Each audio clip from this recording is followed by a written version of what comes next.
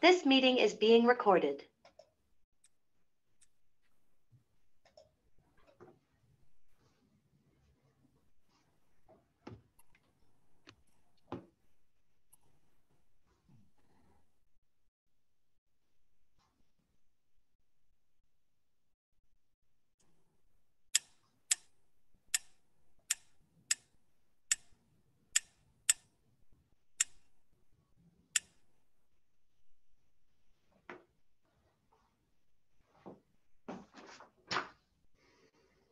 Bonjour à tous. Alors, je vais juste attendre 2-3 minutes pour laisser aux gens le temps de se connecter et on démarrera.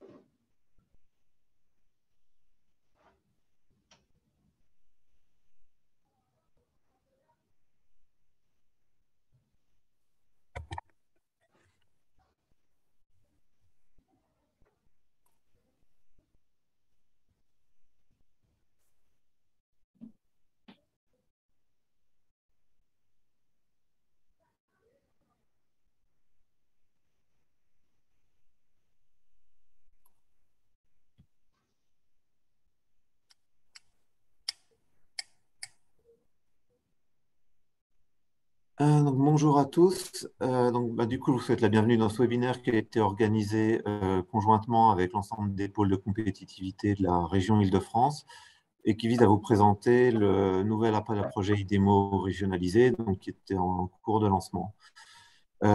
Sur l'agenda, on aura une première intervention de Clément Maillot de la Driette qui présentera le programme d'investissement d'avenir numéro 4.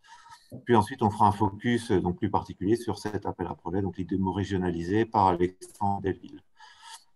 On continuera par un focus vraiment sur les particularités et les critères d'évaluation de la région Île-de-France, qui sera fait par Daniel Bessis. Et ensuite, je passerai la parole aux différents pôles de compétitivité pour faire un petit point sur le process de labellisation de projet par les différents pôles. On prendra toutes les questions à la fin. Vous pouvez les poser tout de suite, d'ailleurs, dans la fenêtre questions-réponses de Zoom, ce qui sera le plus pratique pour répondre aux différents participants et pour gérer les interventions. Si c'est bon pour tout le monde, je vais laisser la parole directement au premier intervenant, Clément Maillot. Oui, bonjour à tous. Clément Maillot, je m'occupe du service filière innovation au sein de la Driette. Et on a notamment en charge le déploiement des politiques industrielles qui sont menées par notre ministère, en particulier la Direction générale des entreprises. Vous avez connu le plan de relance. Voilà, la séquence relance se termine et maintenant s'ouvre la séquence de l'investissement dans l'avenir avec finalement deux marqueurs. Fin 2020, le lancement du PIA 4, donc la quatrième génération du PIA avec 20 milliards d'euros. Et fin 2021, le lancement de France 2030, du plan France 2030 par le président de la République avec 34 milliards d'euros, ce qui fait en tout 54 milliards d'euros. Et donc, ça nous paraissait important, au-delà de l'objectif d'aujourd'hui, de vous présenter le nouvel projet IDEMO régionalisé qui a pour particularité d'être adossé sur du PIA 4 côté État, sur financement État, du PIA 4 régionalisé, de vous présenter le contexte plus global et tout le volet national, parce que je sais que voilà, aujourd'hui, il y a beaucoup d'appels à projets dans lesquels sans doute vous êtes impliqués et les pôles vous aident. Et donc, ça nous paraissait aussi important de resituer IDEMO régionalisé dans le contexte France 2030 pour vous donner cette vision globale. Alors, pour l'instant, voilà. Donc ça, ce sont les deux dates que je viens de vous présenter. Ça veut dire quoi aujourd'hui? Ça veut dire que France 2030 intègre les crédits du PIA 4 régionalisé, du PIA 4 dans sa globalité, donc 20 milliards de PIA 4 plus 34 milliards de France 2030. Ça fait donc un plan global d'investissement dans l'avenir sur les 6 prochaines années de 54 milliards d'euros, donc une somme très importante. Et comment se répartit cette somme? Ça aussi, ça nous a semblé important de vous l'indiquer. La logique, comment est construit en fait ce programme, parce qu'elle implique une logique totalement différente et ça va avoir aussi un impact sur la manière dont vous allez appréhender les différents appels à projets et les différents guichets. Dans les 54 milliards, il y a deux logiques. Il y a une logique qu'on appelle l'innovation dirigée. La logique derrière ça, c'est d'aller cibler des problématiques très précises et de lancer des appels à projets pour répondre à ces problématiques très précises.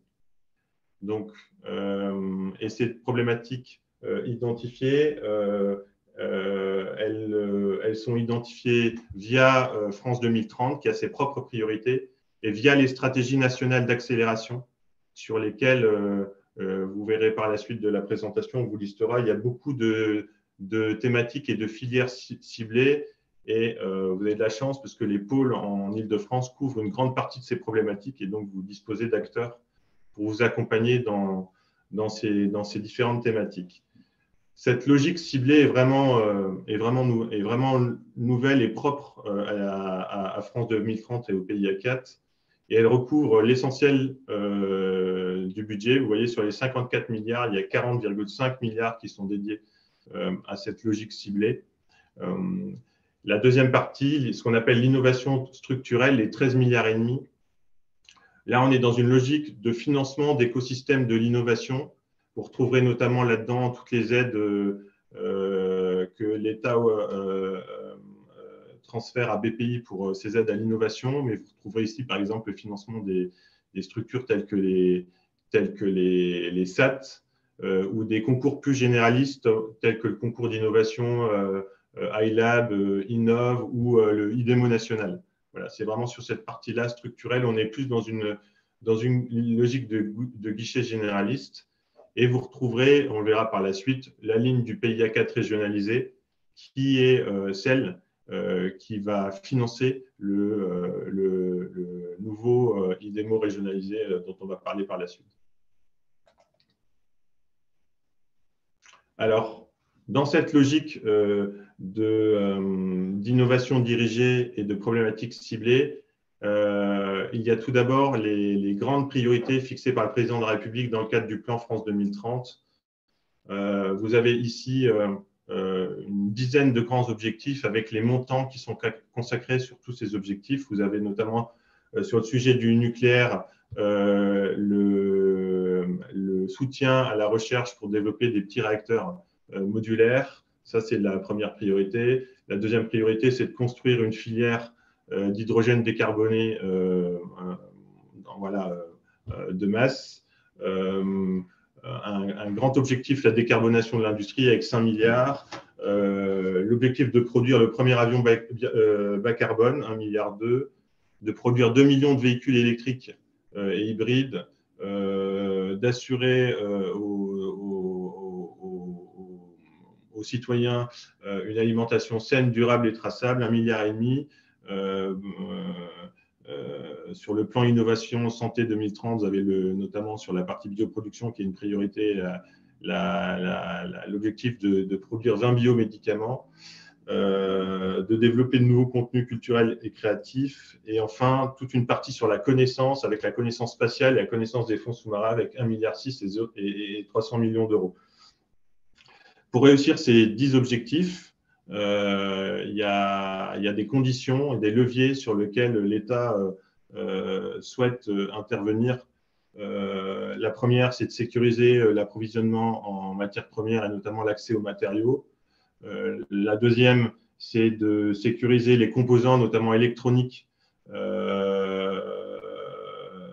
et la robotique, impliqués dans la robotique, qui sont nécessaires à l'industrie de demain et à tout l'enjeu de l'industrie 4.0, de former les compétences qui sont nécessaires à la construction de ces nouvelles filières industrielles, d'accélérer la transition numérique de notre industrie. Là, on est typiquement sur toutes les stratégies numériques qui sont portées dans le cadre des stratégies d'accélération sur lesquelles typiquement Cap Digital et Systématique sont positionnés. Et enfin, tout un volet sur l'émergence de champions de demain, c'est-à-dire de faire le pari aussi de construire des champions de demain avec la possibilité de les aider en capital. Vous voyez, c'est un objectif fondamental de France 2030 avec 5 milliards d'euros qui sont consacrés à cet objectif.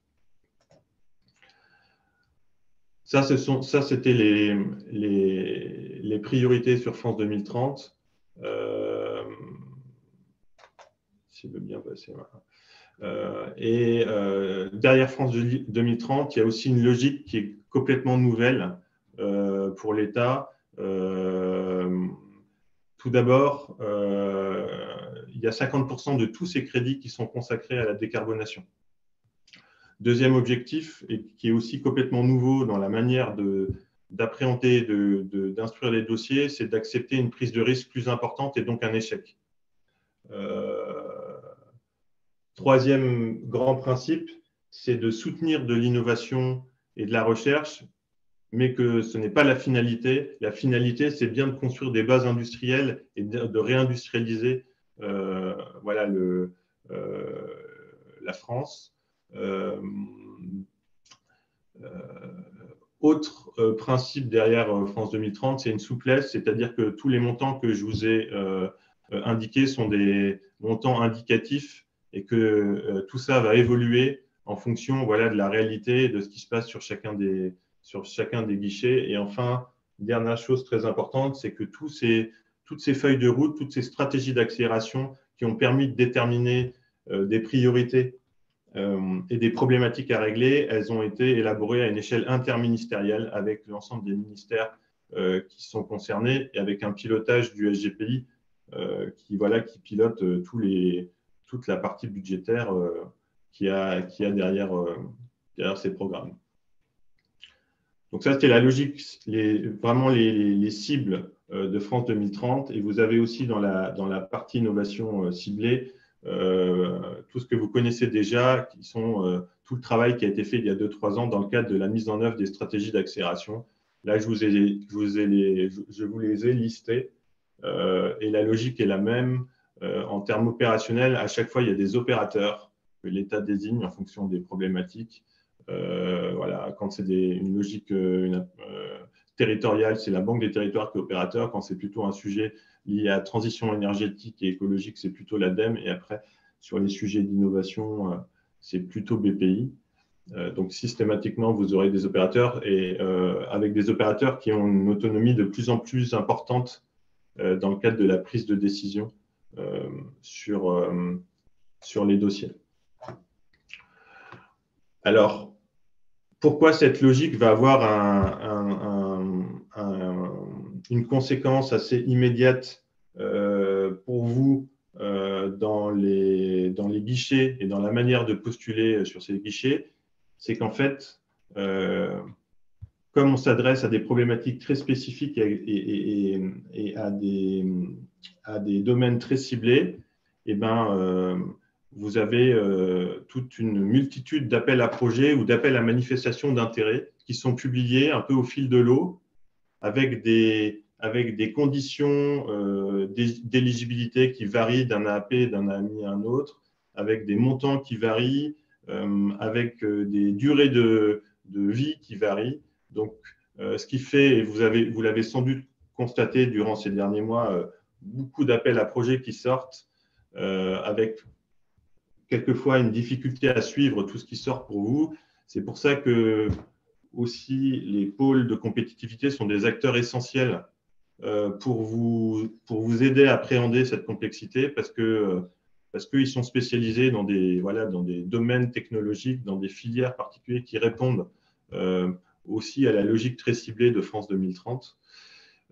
Et pour vous y retrouver, le SGPI et l'État a mis en place un site qui recouvre toutes ces informations sur lequel vous pouvez consulter les appels à projets en cours et l'ensemble des stratégies d'accélération. Vous avez le lien sur cette diapositive. Ce site est tout récent. Il a à peu près, il a moins d'un mois. Et c'est sans doute, et c'est le meilleur endroit et l'endroit le plus actualisé où vous trouverez tous les appels à projets en cours voilà, dans le cadre de France 2030 et des stratégies d'accélération du PIA 4, du programme PIA 4.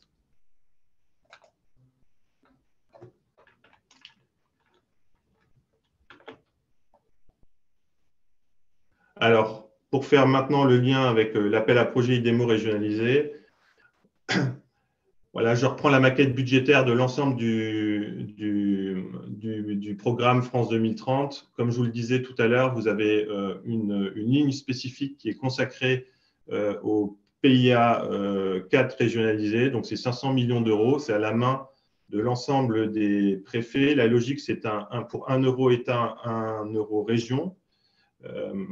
Et en Île-de-France, avec la région Île-de-France, on a travaillé à la mise en œuvre de ce programme qui implique plusieurs dispositifs, dont le dispositif InnovUp Leader, dont vous avez sans doute entendu parler. Les pôles vous accompagnent beaucoup sur ce dispositif.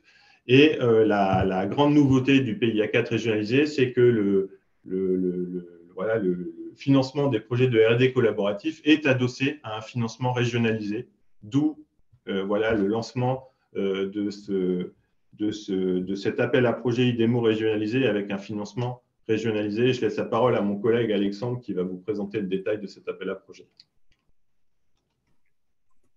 Oui, merci Clément. Bonjour à toutes et à tous.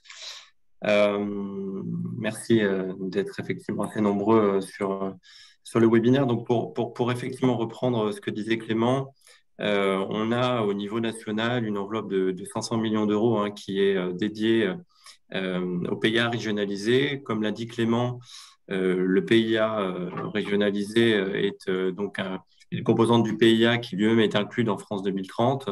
Donc, en fait, on parle même aujourd'hui, au-delà du PIA régionalisé, de France 2030 régionalisé. Du coup, alors attendez, voilà, c'est bon. Le PIA régionalisé, en fait, donc France 2030 régionalisé, ça va mobiliser une enveloppe de 185 millions entre 2021 et 2025, cofinancée à part égale entre l'État et la région. Est-ce que c'est possible de revenir sur le slide précédent? Je suis désolé. Voilà, merci. Donc, cofinancé État-région avec une mobilisation exceptionnelle en fait de 110 millions entre 2022 et 2023. Ces crédits exceptionnels en fait viennent du plan de relance sur lesquels effectivement une négociation avait été faite à l'échelle européenne pour justement octroyer des fonds assez exceptionnels dans la reprise après la relance sur l'innovation. Ce soutien aux entreprises innovantes passe par le déploiement de différents appels à projets, comme l'a dit Clément, et au niveau de la DRIETS Île-de-France et du Conseil régional Île-de-France, il y a un pilotage direct de 3 grands appels à projets de soutien à l'innovation. Donc, celui qui nous intéresse aujourd'hui, IDEMO régionalisé, qui est un dispositif de soutien aux projets collaboratifs de R&D. Celui qui s'appelle aussi Grand Lieu d'innovation PIA, que vous connaissez certainement, puisqu'en fait, ces dispositifs étaient également présents dans le PIA 3 régionalisé. Et donc ça, c'est un dispositif qui vise à soutenir l'émergence et le développement de lieux d'innovation d'envergure ou d'intérêts régionaux. Et enfin, comme l'a dit Clément, InnovUp Leader, que vous connaissez certainement très bien, qui vise effectivement à proposer des aides au financement de R&D pour des projets d'innovation de PME et de TI qui ont vocation à devenir leaders sur leur segment de marché. Et en plus de ces 3 appels à projets, au niveau de la DRIETS Île-de-France, nous sommes également associés en fait à la décision et à l'instruction des dossiers en fait sur Sésame PIA, qui est un dispositif qui cible davantage les académiques, puisqu'en fait on a un dispositif qui aide à la structuration de plateformes technologiques et industrielles pour des projets qui sont soit portés par des académiques ou des entités de recherche ou de transfert de technologie. Donc, si on fait un focus sur le dispositif qui nous intéresse aujourd'hui, IDEMO régionalisé, vous l'avez certainement connu sous d'autres noms, puisqu'en fait, c'est un dispositif qui succède de manière séquentielle et chronologique au FUI, puis après au PSPC Région. Les différences de nom, en fait, proviennent également du changement de gouvernance, puisqu'il y a eu un passage côté région exclusivement avec le PSPC Région. Et désormais, effectivement, il a été décidé de réintégrer l'État dans le financement et la gouvernance du dispositif. Et ce dispositif, que vous connaissiez certainement sous ces noms-là, a un pendant national, puisqu'en fait, il y a IDEMO au niveau national pour des projets de plus grande envergure, mais ça reste un dispositif de soutien aux projets collaboratifs de R&D. La condition, c'est qu'effectivement, il faut que ces projets soient conduits par des consortiums qui rassemblent au minimum 2 partenaires.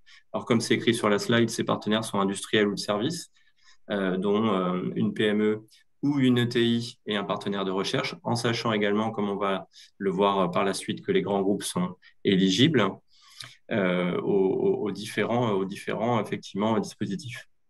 Au niveau d'IDEMO régionalisé, on attend des projets qui vont avoir des assiettes de dépenses éligibles qui se situent entre 1 et 4 millions d'euros. Et au-delà, effectivement, on passe sur le dispositif national dont je viens de parler, c'est-à-dire le dispositif IDEMO. Et ces projets doivent avoir une durée qui se situe entre 24 et 60 mois. Au niveau des filières qui seront ciblées, ce sont des grandes filières industrielles et technologiques qui sont à la fois listées dans le schéma régional de développement économique donc du Conseil régional d'Île-de-France, mais également des filières qui sont particulièrement suivies par l'État, donc dans le cadre de France 2030. Et donc, on retrouve les grandes filières qui sont à la fois également présentes dans les stratégies nationales d'accélération dont a parlé Clément, et aussi dans les grands objets en fait de France 2030. Donc, ce dispositif IDEMO régionalisé, c'est un dispositif sur lequel l'État souhaite pérenniser une enveloppe de 8 millions au moins pour cette année et pour l'année 2023, avec pour 2024 et 2025 des discussions qui sont toujours en cours, mais pour le moment, la programmation budgétaire table plutôt pour une enveloppe de 6 millions. Ça n'est pas arrêté, évidemment. Il y aura des discussions qui vont être menées, notamment avec la région, qui doit effectivement valider des budgets au niveau de sa commission permanente. Et c'est un dispositif qui sera ouvert en fait en continu jusqu'en 2025, comme je l'ai dit précédemment, avec un système de relève, puisqu'il y aura 2 relèves par an, une fin avril et une fin octobre, pour justement permettre d'étudier les différents projets qui seront déposés. Si on continue, voilà. Comme je le disais donc précédemment, IDEMO régionalisé, c'est un dispositif sur lequel l'État et la région ont souhaité créer une incitativité forte. Pour ce faire, on a effectivement pris des décisions qui nous semblent opportunes en ouvrant le dispositif aux grands groupes. On a considéré que pour la constitution de consortiums de qualité, c'était effectivement intéressant de pouvoir rendre les grands groupes éligibles puisqu'il y a une grosse traction de ces grands groupes pour fédérer dans les filières ou les écosystèmes. C'est un dispositif qui fonctionnera exclusivement en subvention en Île-de-France, encore une fois vraiment pour créer une incitativité plus forte. Et comme l'a dit Clément, c'est un dispositif sur lequel on a souhaité remettre les pôles de compétitivité en fait au centre en proposant une bonification qui sera de 5%. On verra le tableau des taux d'intervention par la suite. Mais il y aura une bonification lorsque les projets seront labellisés par les différents pôles de compétitivité. Au niveau du dispositif IDEMO régionalisé, on pourra effectivement avoir des projets qui seront intra-régionaux ou interrégionaux, avec une condition quand même sur les projets interrégionaux. En fait, sur ces projets-là, les différents partenaires du consortium qui seront en dehors du territoire de la région Île-de-France en fait, devront se référer à leur propre appel à projet s'ils existent. Alors, j'entends du bruit, je suis désolé, est-ce que c'est possible de couper les différents micros? Voilà, merci beaucoup. Donc, je reprends. Au niveau des projets interrégionaux, les différents partenaires des consortiums qui se situeront en dehors de la région Île-de-France devront effectivement regarder si dans leur région d'appartenance, il y a un dispositif IDEMO-régionalisé. Si ça n'est pas le cas, en fait, il y aura effectivement une condition d'autofinancement de leur partie de dépenses dans le projet. Et si effectivement il y a un dispositif IDEMO régionalisé dans leur région d'appartenance, dans ce cas-là, il y aura une discussion entre les échelons régionaux pour justement prendre la décision de financer ou pas le partenaire qui se situe en dehors de la région Île-de-France. En sachant aussi que dans ce cadre-là, il y a certaines régions qui en fait flèchent des crédits FEDER pour financer le dispositif IDEMO régionalisé, et que si effectivement on a un partenaire du consortium qui se situe dans une autre région et que le projet est lauréat, la part qui sera dévolue à ce partenaire hors région Île-de-France et qui sera financée par la région d'appartenance donc de ce partenaire, cette part-là pourra effectivement provenir des fonds FEDER. Et vous êtes au courant que la comitologie effectivement d'attribution des fonds FEDER est parfois en termes de calendrier un petit peu plus longue que celle qu'on a l'habitude d'observer dans le cadre des appels à projets pilotés par les régions ou par l'État dans le soutien à l'innovation. Et donc, le décaissement pourra être bien plus long qu'à l'habitude. Voilà, donc ça, c'est quand même un point de vigilance à avoir et il faut vraiment l'avoir en tête parce qu'il peut s'écouler un certain temps entre le moment où il y aura une décision de soutien du projet et le moment où la subvention pourra véritablement être versée aux partenaires de ce consortium hors région Île-de-France. Si on fait un petit focus sur les modalités de financement du dispositif, on se rapproche de ce qui existait sur le PSPC région avec un système de bonification par la labellisation des pôles. Cette bonification, comme je l'ai dit précédemment, elle sera de 5%. Et le taux d'intervention, déjà, va être différent en fonction de la taille de l'entreprise, à savoir une petite entreprise moyenne, ETI ou grand groupe, en sachant que la définition, ce sont les définitions européennes. Ce sont les seuils européens qui permettent effectivement de distinguer ce genre d'entreprise. Et on distingue également un taux d'intervention en fonction de la collaboration dans le consortium sur le projet, à savoir si elle est effective ou si elle ne l'est pas, en sachant qu'une collaboration effective, comme c'est noté en fait en bas du slide, elle existe entre une entreprise parmi lesquelles figure au moins une PME et aucune entreprise qui ne supporte seule plus de 70% des dépenses éligibles, ou alors entre une entreprise et un ou plusieurs organismes de recherche et de diffusion de connaissances, et ceux ou ces derniers supportent au moins 10% des dépenses éligibles et ont le droit de publier les résultats de leur propre recherche.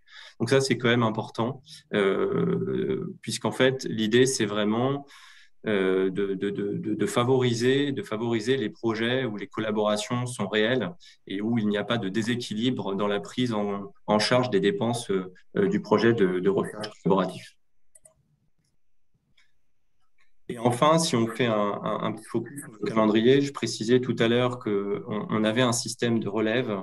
Il y aura 2 relèves par an. Pour l'année 2022, exceptionnellement, on n'en aura qu'une seule, puisqu'en fait, je le précisais, les relèves auront lieu en avril et en octobre. Donc pour cette année, il n'y aura que celle d'octobre. Pour 2022, les candidatures pourront être déposées à partir du 15 septembre, avec une date butoir au 26 octobre. Et puis après, donc 2023, 2024, 2025, un calendrier assez classique sur fin avril et fin octobre. Les candidatures, évidemment, seront à déposer sur une plateforme dédiée. Alors, avec le PIA3 régionalisé, je pense que vous aviez l'habitude, pour ceux qui ont déjà candidaté sur des dispositifs État-région, de vous référer en fait à un site internet dédié. C'est toujours le cas. En fait, ce site existe sur l'adresse effectivement qui est présentée sur le slide. Sur ce site, vous pourrez retrouver voilà, toute information qui peut être utile concernant les différents dispositifs, que ce soit effectivement la démarche politique entre l'État et la région qui a visé à la construction et la structuration hein, du PA4 régionalisé. Vous aurez aussi accès en fait aux différentes modalités de fonctionnement des appels à projets avec les cahiers des charges que vous pourrez consulter, évidemment. Les calendriers seront également disponibles et le processus de candidature sera un peu plus détaillé sur la plateforme, en sachant que voilà, hein, la candidature sur IDEMO régionalisé est assez standard, puisque vous verrez en fait sur la page dédiée d'IDEMO régionalisé, vous pourrez accéder en fait à un ensemble de pièces à remplir pour constituer votre dossier. Ce sont des pièces Excel hein, majoritairement, dans lesquelles on va voilà, vous demander notamment une précision sur évidemment votre projet, ses objectifs, les impacts socio-économiques, mais également des données financières entre les différents partenaires du consortium et aussi sur le détail des dépenses que voilà, les projets seront amenés à proposer. Voilà, dans l'ensemble, un petit tour d'horizon d'IDEMO régionalisé. C'est un dispositif que voilà, vous connaissez pour certains via le PSPC Région. On s'inscrit dans la continuité avec quelques différences quand même, comme je l'ai précisé, avec les grands groupes qui sont éligibles, un système en subvention intégrale, justement pour créer une incitativité sur ce dispositif. Et évidemment, on espère que les candidatures seront nombreuses, puisque on sait que de plus en plus, effectivement, la R&D collaborative prend une part cruciale dans le développement des innovations, notamment de rupture. Et donc, on espère que les candidatures seront nombreuses, notamment en Île-de-France, où on a un vivier d'acteurs, que ce soit innovants ou même de recherche de très grande qualité. Donc voilà, merci beaucoup. Et donc, si vous avez des questions, on pourra évidemment y répondre. Bien, merci beaucoup pour votre présentation. Donc, pour terminer sur la présentation de l'appel à projet, je vais juste laisser Daniel Bessy, du coup, pour faire le focus sur les particularités de la région Île-de-France. Oui, bonjour à tous, je suis Daniel Bessis, donc je m'occupe en particulier du secteur de la santé, mais je représente ici Julien Test, qui est le responsable d'un service qui s'appelle Filière et Innovation. Il est évident que tout ce qui a été dit par l'État vaut dans le cadre de cet appel, c'est évident, mais la région, on a un certain nombre de points sur lesquels on va regarder de manière plus attentive les projets. Tout d'abord, on cherche des bons projets, hein, c'est une évidence, mais à qualité égale, on va donc considérer un certain nombre de critères que vous avez là sur le slide. Les premiers, ça concerne les filières et les technologies stratégiques. Ce sont des filières et des technologies qui ont été fléchées comme ça a été dit précédemment, dans le schéma régional de développement économique, d'innovation et d'internationalisation qui s'appelle, dont le nom officiel est désormais Impact. Impact, c'est d'ailleurs ce que l'on va rechercher en premier lieu sur l'ensemble des projets. Donc, les filières et technologies stratégiques, ce sont celles qui vont nous permettre d'être leaders au niveau national, mais bien entendu international, c'est-à-dire des filières et des technologies qui nous permettent de conforter la place de leader de l'Île-de-France sur des technos ou des marchés dont on ne peut se permettre d'être absent, même si on n'a pas forcément, même si on n'est pas forcément en première ligne au niveau international. Je pense à l'intelligence artificielle, les biotechnologies, la bioproduction, la cybersécurité, ou bien les technos et filières sur lesquels il nous semble absolument crucial de prendre des positions, compte tenu de leur potentiel, mais compte tenu aussi de l'excellence académique régionale. C'est le cas du quantique, c'est le cas de l'hydrogène, par exemple. Et puis, on on insiste également sur filières et technologies qui nous permettent de développer des innovations pour accélérer la transition écologique de filières industrielles, je dirais, entre guillemets, classiques, comme l'automobile et l'aéronautique, par exemple, au profit donc d'une région plus durable. Voilà. En fait, au niveau du schéma régional de développement économique, d'innovation et d'internationalisation, il y a un certain nombre de filières de technologies qui sont beaucoup plus larges que celles que je viens de citer, qui recoupent naturellement celles de l'appel à projet IDEMO régionalisé.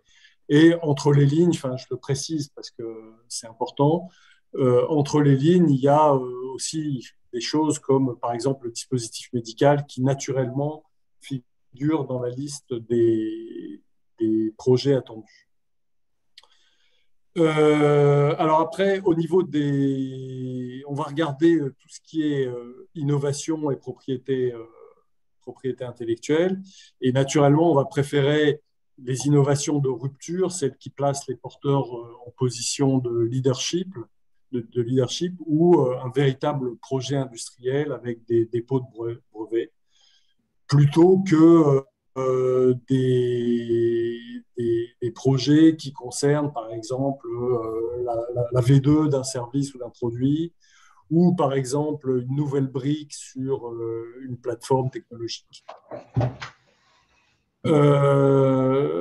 L'impact économique sur les territoires, bon, ça c'est un peu un classique hein, pour ceux qui sont habitués aux appels à projets des pouvoirs publics. On va regarder principalement la création de valeur qui s'exprime particulièrement sur la création d'emplois, aussi bien sur le projet lui-même que en ce qui concerne la création d'emplois indirects. Et puis après, on a deux critères qui sont quand même liés je dirais, à la taille de ces projets IDEMO régionalisés, qui sont, somme toute, des projets relativement petits. Alors, encore une fois, c'est à qualité égale. On va plutôt préférer les projets plutôt pas trop longs, quoi, même si, a priori, en théorie, on a droit, les projets attendus sont de 24 à 60 mois. Bon, côté région, à qualité égale, on va préférer un projet de 24, 36 mois, plutôt qu'un programme de recherche avec des retombées à très long terme, etc. Et puis, de la même manière, en ce qui concerne les partenaires et le territoire, on va préférer, encore une fois, je le répète, à qualité égale, on va préférer des projets avec un nombre de partenaires relativement restreint, quoi, 3 à 4 partenaires. Et on va préférer également les projets intra-régionaux. Voilà donc pour ce qui concerne les focus particuliers de la région Île-de-France. Mais encore une fois, je vous le répète, ce que l'on attend, ce sont des bons projets avant tout et qui s'inscrivent dans l'esprit et dans la lettre de cet appel IDEMO régionalisé. Voilà en quelques mots. Merci beaucoup pour ces infos. Alors, avant de passer aux questions-réponses, je vais juste faire un petit point sur la labellisation des projets par les pôles de compétitivité. Donc, comme ça a été indiqué, vous pouvez effectivement, pour tous vos projets, demander un label aux différents pôles de compétitivité. Donc, l'objectif de la labellisation, c'est de renforcer les chances d'obtenir un financement. Et c'est également, comme ça a été indiqué, la possibilité sur cet appel à projet de bénéficier d'une bonification du taux d'intervention par les financeurs. Donc, concrètement, la labellisation, c'est un acte de reconnaissance par les pôles de compétitivité de l'intérêt du projet, mais également de ses qualités à la fois sur les plans techniques et économiques. Et donc, elle repose sur l'expertise des pôles qui va être organisée alors par chaque pôle, et on nous proviendra sur les slides suivantes sur les particularités de chaque pôle sur leur organisation. Donc, la labellisation, elle peut être demandée à un pôle de compétitivité. Vous pouvez aussi la demander à plusieurs pôles, notamment si vous êtes sur des projets qui peuvent être assez transverses entre les différents domaines technologiques. Et donc, elle intervient dans tous les cas en amont de la soumission des projets. Donc, il faut vraiment solliciter les pôles avant de la soumission, un petit peu en avant de la deadline pour organiser, obtenir cette labellisation. Donc, sachant que la lettre de labellisation devra être jointe au dossier de candidature. Donc, je vais passer aux présentations par pôle. Donc, je vais commencer, vu que j'ai déjà la parole, donc, sur Medicen. Donc, Medicen, on est le pôle de compétitivité Île-de-France sur le domaine de la santé. Donc, on a un peu plus de 500 adhérents qui couvrent tous les domaines de la santé, donc biotech, medtech ou encore santé numérique.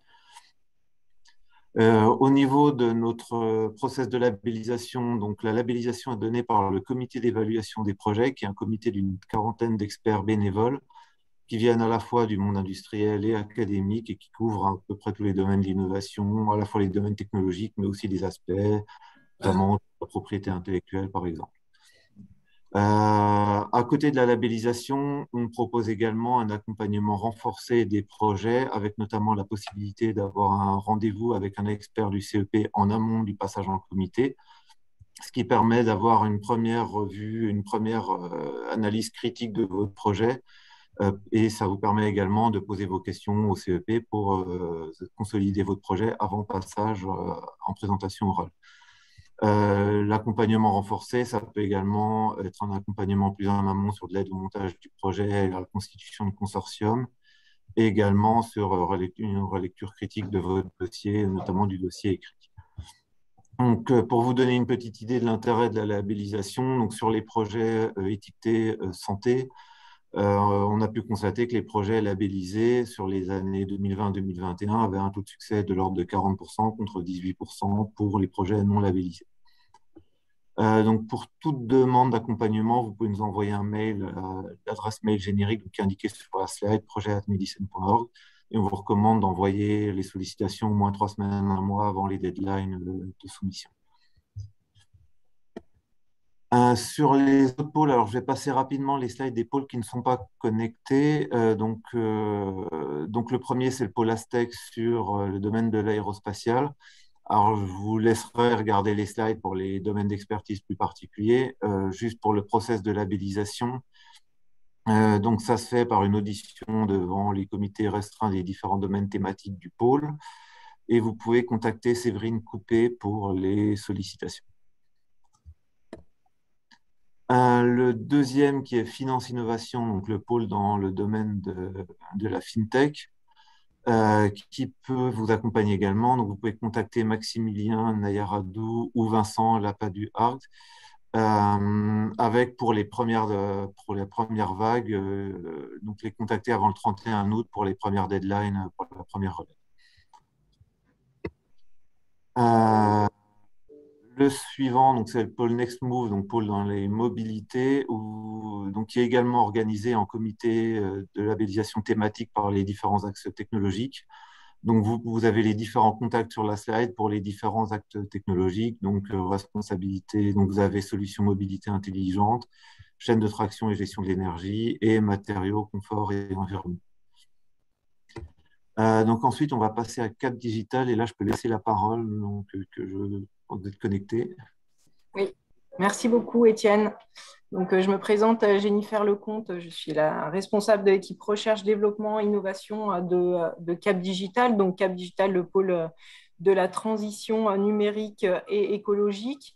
Donc nous, notre accompagnement sur tous les aspects évidemment liés au numérique, à son intégration dans les principales filières que sont évidemment les industries culturelles et créatives, que sont l'éducation, que sont aussi la santé, mais plus côté numérique en santé, que sont évidemment tous les aspects autour de la transition énergétique et écologique et tous les aspects liés à la ville durable, avec évidemment une filière transverse autour de la data, l'IA et les technologies.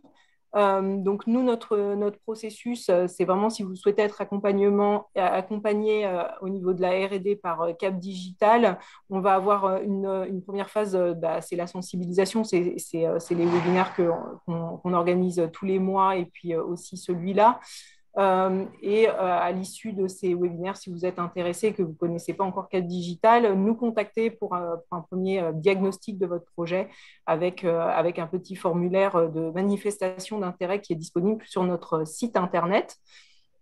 Et ensuite, un accompagnement qui va être dédié évidemment à votre feuille de route R&D avec la structuration de dossier, l'identification évidemment des financements et le diagnostic de la maturité en fonction du TRL de votre projet pour le bon financement. On peut également vous accompagner dans la mise en relation et la recherche de partenaires, que ce soit dans le monde évidemment académique, puisqu'on a plus de 70 laboratoires de recherche qui nous accompagnent, mais également sur des terrains d'expérimentation ou des partenaires économiques. Ensuite, nous recevons du coup les porteurs de projets. Donc, si vous êtes intéressé par l'appel à projet IDEMO, ou un autre appel, mais principalement celui-là, puisque c'est le lieu du webinaire, vraiment nous contacter le plus en amont possible pour qu'on puisse prendre en compte votre accompagnement. Notre processus de labellisation, on reçoit les projets, donc c'est sur projet, sur papier. On reçoit les projets 3 semaines avant pour pouvoir les soumettre à notre comité d'experts. Donc, on est accompagné par le pôle d'environ 120 experts business et aussi académiques qui vont pouvoir relire votre dossier et vous donner des recommandations pour l'améliorer jusqu'à son dépôt. Et ensuite, une mise en visibilité, une valorisation de votre projet au niveau de l'écosystème, évidemment, si vous êtes lauréat. Donc, n'hésitez pas à nous contacter. Une seule adresse, alors, je ne l'ai pas mentionné ici, mais peu importe, c'est projet au singulier @capdigital.com, projet au singulier @capdigital.com, et vous pouvez retrouver tous nos contacts sur notre site internet. Merci beaucoup, Étienne. Merci. Et du coup, le suivant, c'est systématique. Vous êtes aussi connecté. Merci, bonjour, Johan Dose, responsable innovation du pôle systématique. Donc systématique, on est le pôle européen des deep tech, donc on se positionne un peu en transverse par rapport aux autres pôles qui vont avoir souvent des thématiques métiers comme la santé, la mobilité, etc.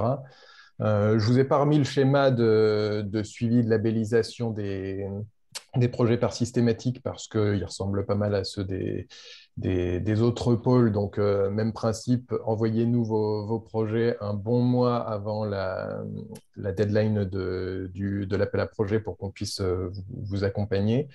Ce que j'ai essayé de mettre en avant dans ce slide, c'est surtout les thématiques pour lesquelles on a vraiment des experts qui sont pertinents pour pouvoir vous accompagner. Puisque vous voyez sur la droite du slide l'ensemble des groupes, donc les hubs et les enjeux de systématiques pour lesquels on a un comité de pilotage et une quinzaine d'experts par groupe qui vont regarder vos dossiers, vous faire un retour pour les améliorer. Et donc, sur toutes ces thématiques, IA, photonics, cyber, digital twin, le cloud, la 5G, 6G, les drones, le quantique, l'open source, sur toutes ces thématiques technologiques, on a vraiment des experts pour vous faire des retours sur l'amélioration de vos dossiers, sachant qu'on a les enjeux donc, de transformation numérique un peu plus liés au marché, qui sont transformation numérique des territoires dans lesquels on va traiter Smart City, mobilité, etc., et qui va se faire souvent avec Moveo et Cap Digital. Transformation numérique de l'industrie et des services, où là, ça va être tout ce qui est industrie 4.0, où on a une grosse force côté systématique avec beaucoup de demandes qui sont sur ce sujet. Et transformation numérique de la société avec les sujets santé et agri-agro-connectés qui se font là aussi souvent en partenariat avec Medicine et Cap Digital notamment. Je vous ai mis l'équipe en dessous, puisque pour chacun de ces thèmes, on a un coordinateur qui est à plein temps sur ce thème et qui vous accompagne au jour le jour sur ces projets, qui pourra du coup recevoir vos projets et le transmettre à nos experts. Et comme pour Cap, une adresse unique, dépôt.projet@systématique-paris-région.org.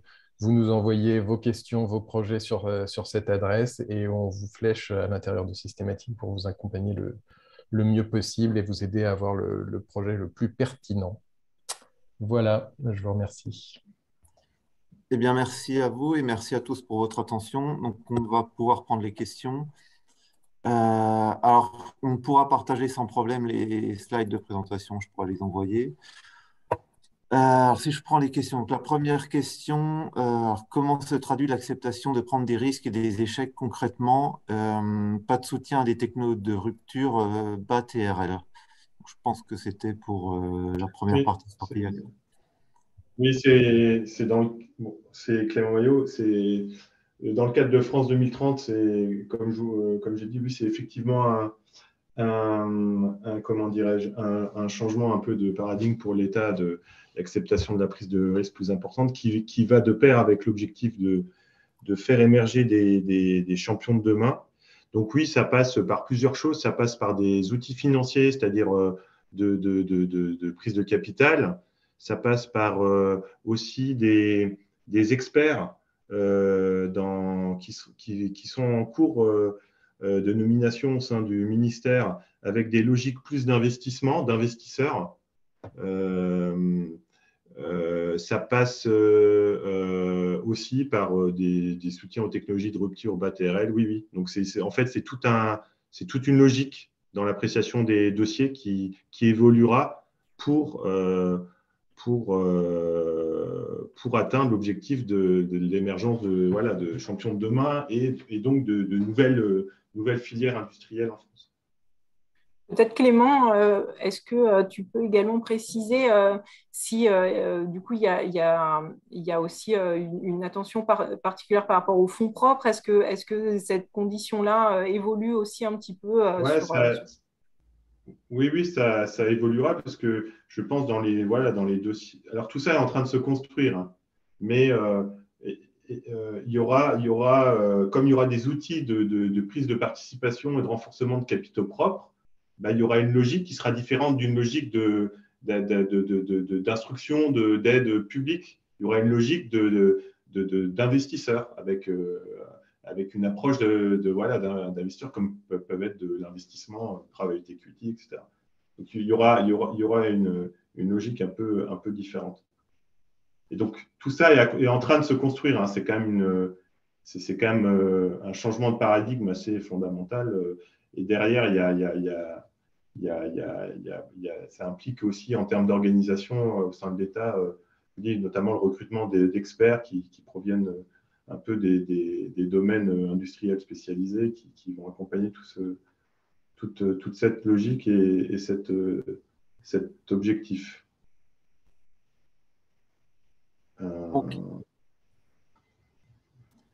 Ok, merci. Donc, du coup, sur la question suivante, alors peut-on déposer un dossier interrégional? Alexandre, ouais, on peut, oui, oui. Alexandre l'a dit dans sa présentation, en fait. La région a dit qu'elle privilégiait plutôt les projets 100% régionaux, mais cet appel à projet, c'est un appel à projet qui a une vocation interrégionale mais adossé à un financement régional. Donc, ça va avoir un impact sur la manière dont va être traité le dossier. Si le dossier est interrégional, en fait, il faudra, comme l'a dit Alexandre, vérifier les conditions, l'appel à projet local de la région, et c'est la région locale qui prendra la décision, oui ou non, de prendre en charge le partenaire en dehors de la région Île-de-France c'est en ça que ça peut être plus compliqué, c'est que chacune des régions a fait ses propres choix. Donc, sur l'éligibilité des grands groupes, sur la bonification des pôles, sur le pourcentage de sub, nous, la région, entre guillemets, vous avez eu de la chance, c'est que la région et l'État, très rapidement, se sont accordés sur les grands principes qu'Alexandre a rappelé. Et en plus, on choisit tous les deux de confier la gestion de cet appel à projet à l'opérateur BPI. Donc, ce qui va simplifier aussi, puisque certaines régions, il y a des régions qui ont décidé de gérer leur crédit en propre ou qui ont décidé d'utiliser les fonds FEDER qui peuvent impliquer une complexité, entre guillemets, de gestion administrative plus importante. Voilà. Donc, oui, c'est possible. Ça sera sans doute plus compliqué parce que obligé de gérer la complexité de d'autres régions. et ça sera sans doute plus long en termes d'instruction et de conventionnement. Et surtout qu'on peut dire qu'effectivement, même s'il y a une... Ah, je crois que ça... On ne t'entend pas, Alexandre, tu as une connexion qui est… Ouais, là, je crois qu'on a perdu Alexandre Deville. Mais... Voilà. Bon, de toute façon, ouais, Alexandre, l'Île-de-France, par le vivier, voilà, par son vivier, est pourvoyeur aussi de partenaires pour que des projets se réalisent en dehors de la région. Donc ça, c'est aussi important et c'est aussi pour ça que le caractère interrégional de cet appel à projet est important. Et d'ailleurs, ça permet de répondre, je crois, dans la liste à une autre question, c'est qu'il y a une coordination dans le calendrier, c'est-à-dire qu'il y a une publication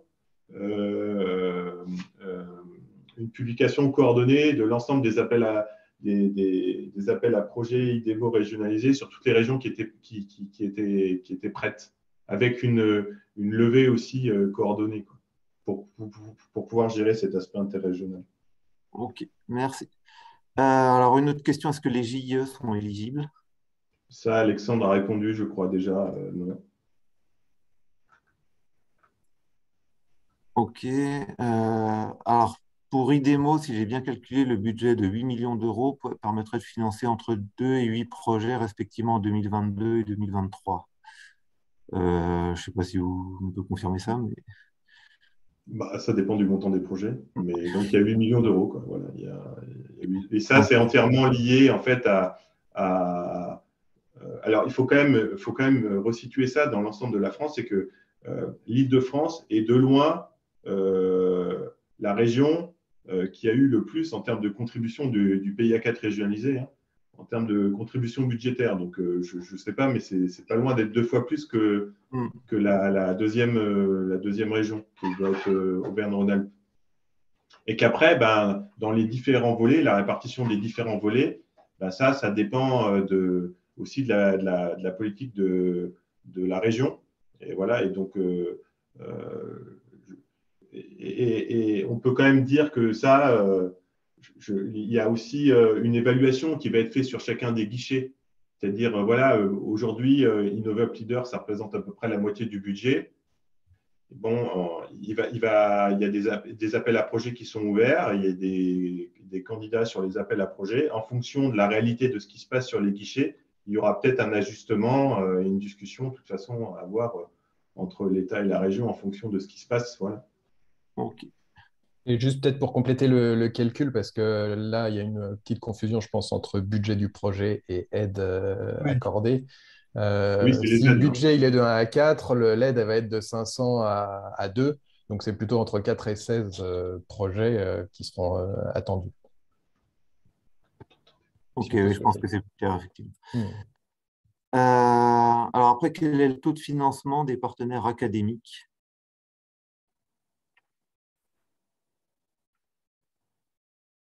Le micro est éteint. Le taux de financement des partenaires académiques, vous l'avez dans le cahier des charges, c'est dans les activités non économiques, c'est 50% des dépenses.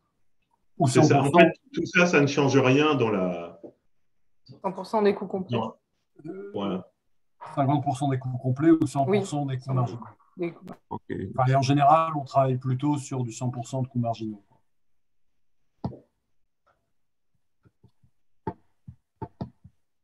Ok, donc je cherche les questions suivantes.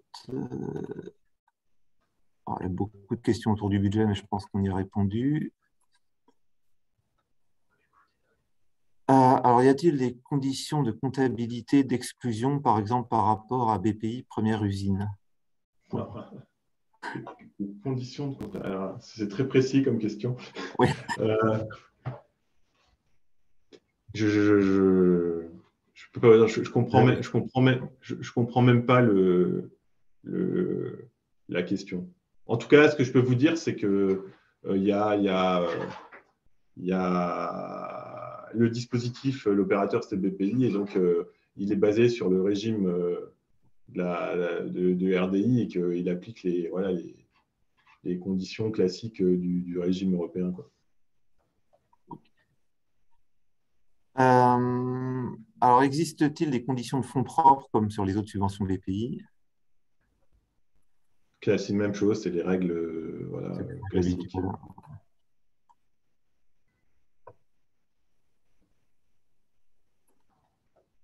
Alors, les appels à projets IDEMO au niveau national et européen mentionnent un niveau de maturité de TRL 4 à 5 en début de projet. On dit en écoutant M. Delville, j'ai l'impression que l'IDEMO régionalisé concerne plutôt des projets plus amont.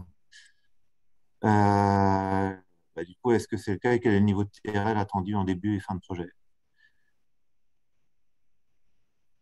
Même chose, on est dans en fait, c'est la continuité du PSPC, hein. On est sur les mêmes niveaux de maturité. Ok.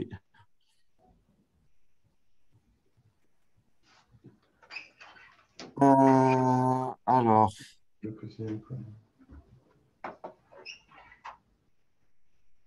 peut-être une question un peu commune sur, oui. sur le financement IDEMO de l'Île-de-France. Du coup, est-ce que tous les partenaires doivent être en Île-de-France? Est-ce qu'il peut y avoir effectivement des partenaires implantés dans d'autres régions et même des partenaires à l'étranger? J'ai résumé 3 ou 4 questions, mais vous avez en partie répondu. Ouais, voilà, c'est ça, c'est ce que je vous disais, oui, c'est possible. Ça veut dire que le partenaire qui est en dehors de la région, là, en France, en dehors de la région, il va être soumis aux règles de son appel à projet local. Donc, s'il existe, je crois que la plupart des régions l'ont publié, mais il doit y avoir encore une ou deux régions qui ne l'ont pas fait. Et ensuite, il faut que sa région accepte de le financer. Et voilà. Ok, et juste pour remettre sur l'international, est-ce que concernant la sous-traitance, est-ce qu'il y a aussi des règles de sous-traitance ou pas? Si jamais ils ne sont pas partenaires mais qu'ils sont sous-traitants, est-ce que c'est favorisé en région Île-de-France? Est-ce qu'on peut aller chercher des partenaires en dehors de la région?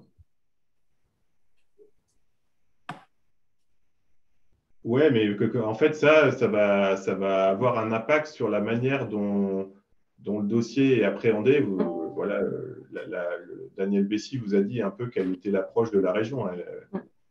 Elle privilégiera c'est normal, les projets avec un fort impact sur le territoire régional. Donc, la grande différence avec le PSPC national, c'est que c'est financé c'est adossé sur du PIA4 régionalisé, donc c'est une codécision État-région.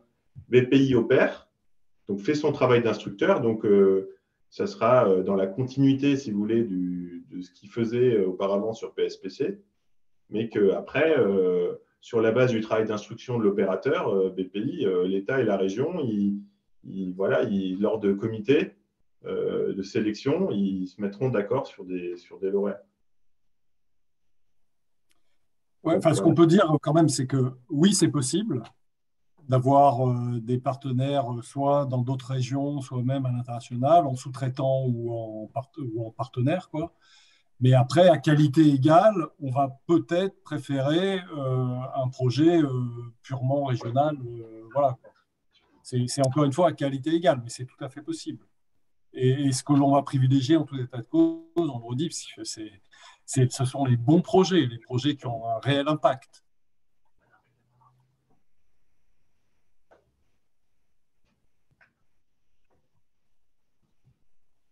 Ok. Alors après, il y avait une question, je pense que c'est plus pour les pôles. Est-il possible d'être accompagné par vous et un cabinet privé en stratégie? Alors en tout cas, pour Medicen, nous on se positionne clairement en complémentarité des cabinets de conseil et pas du tout pour les remplacer. C'est-à-dire qu'on ne va pas vous accompagner, on ne va pas faire la rédaction du projet avec vous, ce genre de choses.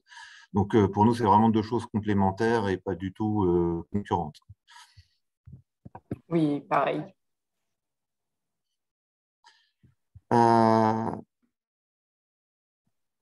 Alors, il y a plusieurs questions sur est-ce que l'ensemble des partenaires doivent être en région Île-de-France, mais du coup, j'ai l'impression qu'on a répondu avec la partie interrégionale. Alors, après, les projets de type élaboration de standards ou de normes sont-ils éligibles?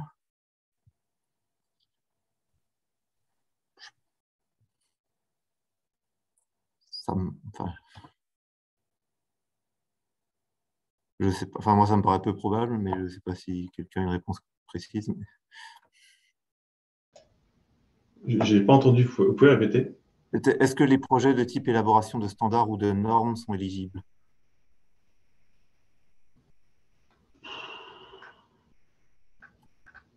Ça me paraît un peu éloigné. Ouais. Je crois que c'est l'essentiel. Toutes les questions vraiment très techniques là, d'éligibilité des dépenses, la joie, valoriser des salaires non versés, etc. Ça, c'est vraiment des sujets à voir directement avec BPI et l'opérateur dans la discussion. Oui, effectivement, ça c'est typiquement le genre de choses qui sont écrites dans les cahiers des charges. Donc, je pense que le premier conseil qu'on peut donner là-dessus, c'est vraiment de lire le cahier des charges, l'appel à projet. Et ça c'est clair que c'est. Et je suis en train de regarder si dans la fenêtre de discussion, il y en avait d'autres. Il y avait la question peut-être plus globale de est-ce qu'on peut porter plusieurs projets en parallèle. Donc là, il y avait une question sur un IDEMO région et un AP première usine et deux IDEMO dans deux régions différentes avec deux filiales d'un groupe différent. Rien ne l'empêche.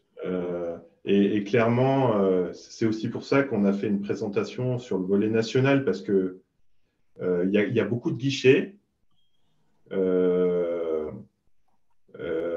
Et il y a des problématiques et tout ça qui seront sans doute, il sera plus pertinent de les présenter dans le cadre d'une stratégie nationale d'accélération ou d'un AAP France 2030 que sur IDEMO régionalisé. Donc, et c'est en ça que aussi l'accompagnement des pôles est important, c'est d'identifier le guichet le plus pertinent, d'autant que vous voyez, la question du budget consacré à IDEMO régionalisé est revenue assez souvent. C'est une manière aussi de gérer cette enveloppe, c'est d'orienter les projets vers là où c'est le plus pertinent par rapport à la problématique ciblée, quoi.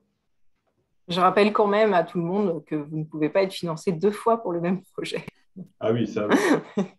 Juste un rappel des bases simples. Donc, ça doit bien être 2 projets différents et qu'on comprenne bien aussi la logique de financement entre ces 2 projets. Oui, et nous, on est en interaction avec le niveau national pour faire remonter les lauréats sur le PIA régionalisé pour éviter ces projets qui sont déposés sur plusieurs guichets différents. Ok, merci à tous. Je pense qu'on a passé l'essentiel des questions. Alors après, n'hésitez pas à nous renvoyer un mail aux différents pôles si on a oublié des questions, si vous avez d'autres interrogations qui vous viennent par la suite. Donc, on pourra vous envoyer les slides également. Du coup, je remercie tous les participants pour avoir accepté de participer à ce webinaire et pour votre temps aujourd'hui. Merci beaucoup. Merci. Merci à vous. Au revoir. Merci Étienne, merci à tous. Au revoir. Au revoir, bonne journée. Au revoir.